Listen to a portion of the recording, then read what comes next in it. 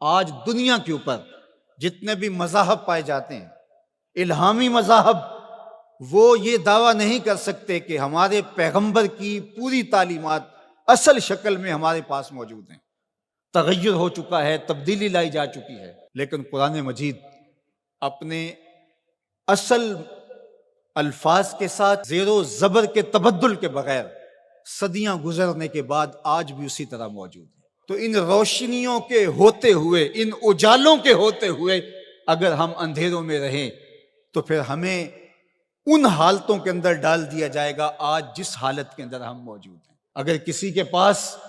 ہدایت کا نصاب موجود نہ ہو اور وہ بھٹک جائے تو اس کے بھٹکنے کا تو پھر بھی جواز ہوتا ہے کہ ان کے پاس کچھ تھا نہیں، ہادی نہیں تھا، راہبر نہیں تھا، اندھیرا تھا، چراغاں نہیں تھا، تو بھٹک گئے۔ ایک نابینا کسی کنویں میں گر جائے تو لوگ اس کو نکالنے کی کوشش کرتے ہیں، اس کو کوستے نہیں ہیں،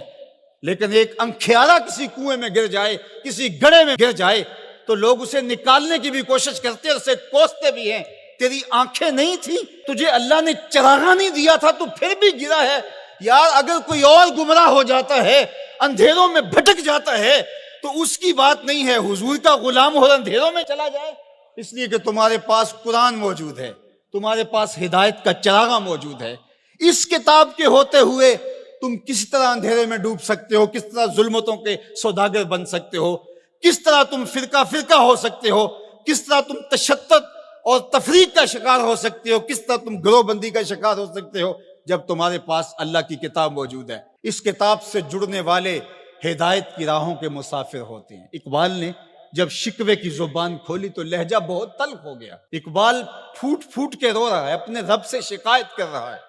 صفائے دہر سے باطل کو مٹایا ہم نے، نوع انسانی کو غلامی سے چھڑایا ہم نے،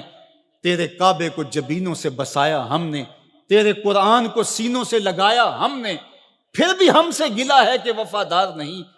ہم وفادار نہیں، تو بھی تو دلدار نہیں۔ کہا کہ مالک ہم نے کیا کیا نہیں کیا، جنگوں کی مصیبتیں سہی، تکلیفوں سے گزرے، اذیتیں سہی، تیرے نام پہ تلوار اٹھائی، جنگ و جدل کے بازار گرم ہوئے، ہم نے جگر پارے دیے شہادت کے لیے، لیکن آج وہی امت در در رسوا ہو رہی ہے، اسی امت کو کاٹا جا رہا ہے، اسی امت کے بچے ذبح کیے جا رہے ہیں، آج گلی گلی کشکول لیے ہم گھوم رہے ہیں، مالک ہمارے ساتھ یہ کیا ہو گیا؟ تو جواب آیا تو سارا نشہ اتر گیا۔ جواب انہی لفظوں میں صرف صیغہ بدلتا ہے۔ آواز آئی صفائے دہر سے، باطل کو مٹایا کس نے، نوع انسانی کو غلامی سے چھڑایا کس نے، میرے کعبے کو جبینوں سے بسایا کس نے، میرے قرآن کو سینوں سے لگایا کس نے،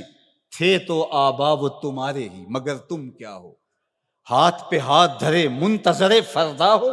ہر کوئی مست مئے ذوق تن آسانی ہے، تم مسلمان ہو یہ انداز مسلمانی ہے، حیدری فقر ہے نئے دولت عثمانی ہے، تم کو اسلاف سے کیا نسبت روحانی ہے، وہ معزز تھے زمانے میں مسلمان ہو کر، تم خار ہوئے تارک قرآن ہو کر، تمہاری پستی، ذلت، زبوحالی، نکبت، رسوائی کا سبب اس کتاب کے دامن کو چھوڑ دینا ہے۔ اتنی روشنیوں کے ہوتے ہوئے، اتنے اجالوں کے ہوتے ہوئے تم اگر در بدر بھٹک رہے ہو تو یہ تمہارا قصور ہے۔ یہ امت جن کو اللہ نے قرآن دیا اور محبوب علیہ السلام کی احادیث بھی ہمارے پاس حرف حرف پہنچی، لیکن پھر بھی اگر کوئی اندھیرے میں ڈوب جائے تو پھر یہ اس کا قصور ہے۔ تو اس کتاب کے ہوتے ہوئے ہمارے دل زنگ آلود نہیں ہو سکتے، لیکن ہم نے اس کتاب کے ساتھ جو سلوک کیا، اس کتاب کے ساتھ ہمارا جو تعلق ہے وہ کسی سے مخفی نہیں ہے۔ یہ صرف کتاب ثواب رہ گئی ہے، جو کتاب ہدایت تھی، جس کا لفظ لفظ ہدایت دیتا تھا، حرف حرف زندگی بخش تھا، جس کی ایک ایک آیت ہمیں جینے کے اسلوب سکھاتی تھی، اس کتاب کو سینے سے لگا کر کے اور اپنے پیغمبر کی راہوں پہ چل کے ہم پوری دنیا کو اصول و ضوابط دینے تھے اور ان کو جینے کے ڈھب سکھانے تھے۔ کنتم خیر امت اخرجت للناس، فرمایا کہ تمہیں تو لوگوں کے لیے ہم نے نکالا تھا، تم نے تو کائنات کی رہنمائی کرنی تھی، تم تو زمانے کی قیادت کرنی تھی، لیکن آج ہے رسوا زمانے میں کلاہ لالا رنگ، جو سراپا نازتے ہیں آج مجبور نیاز، رو رہے ہیں آج وہ دشت جنوں پرور جہاں، رقص میں لیلا رہی لیلا کے پروانے رہے، خیر تو ساکی سہی لیکن پلائے گا کسے، اب نہ میں کش رہے باقی نہ میں خانے رہے۔ آج ہم گلی گلی رسوائیوں کی داستان لیے پھرتے ہیں، پوری دنیا کے اوپر ایک انچ جگہ بھی ایسی نہیں جہاں آتش و آہن برستا ہو اور وہ زمین کو فار کی ہو۔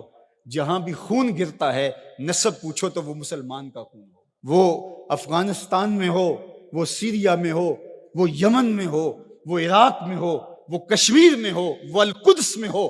جہاں بھی بہتا ہوا خون دکھائی دیتا ہے وہ اس امت مرحوم کا خون بہتا دکھائی دیتا ہے، اس لیے کہ ہم نے اس قرآن کو چھوڑ دیا۔ یہ ہمارے اعمال کی سزا ہے، بد اعمالیوں کی سزا ہے کہ آج دشمن کو ہمارے اوپر مسلط کر دیا گیا